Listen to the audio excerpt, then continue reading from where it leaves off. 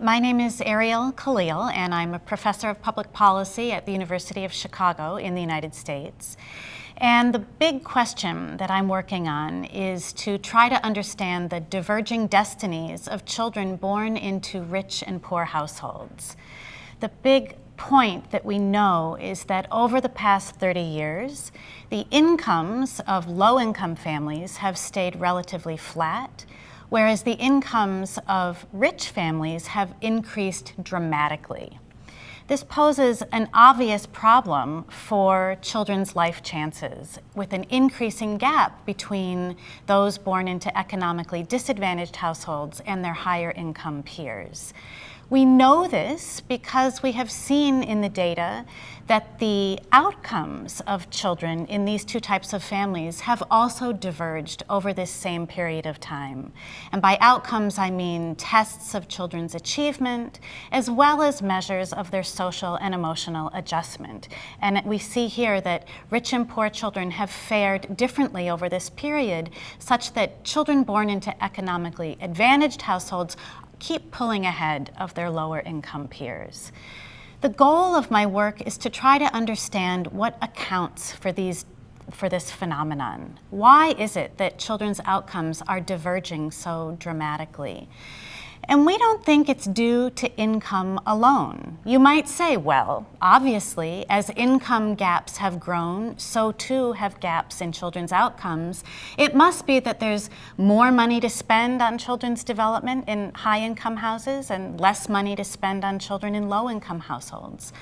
But as it turns out, children's development is not a function only of what kind of money is spent on them, but in how their parents interact with them and in the ways in which parents are able to support and stimulate their growth.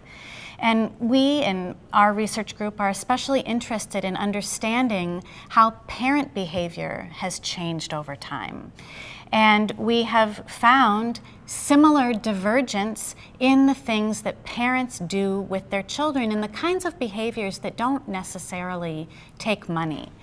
This is important because there is a role for public policy to play in supporting parents, especially in supporting parenting in low-income households. So let me give you an example from some of our recent work. We have found that over time, parents in low-income households have been able to keep pace or have been able to catch up to their higher income peers in, for example, the amount of materials they have in the home to stimulate their children's development. For example, low-income families now have many more books in their home than they did 30 years ago. And this is important to have materials to support children's cognitive development. However, at the same time, we see that high-income parents are reading those books to children at a much higher rate than our parents in low-income households. And so the gap in what parents are doing on that dimension has continued to grow. And as I mentioned, this is important for public policy because we could imagine programs that not only get materials into the hands of low-income parents, but help support parents in effectively using those materials.